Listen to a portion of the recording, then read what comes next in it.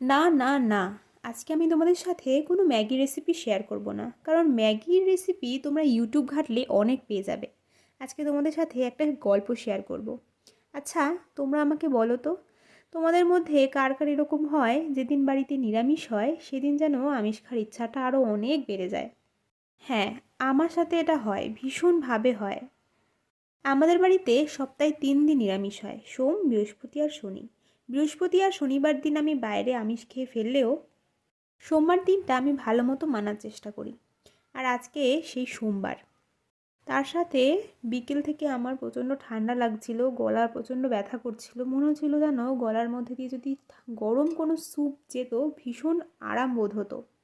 এখন স্যুপ বানানোর মতো আলাদা করে যে সমস্ত জিনিস দরকার সেগুলো আমার কাছে কিছুই ছিল না, শুধু ছিল হচ্ছে এই টমেটো আর কাঁচা লঙ্কা।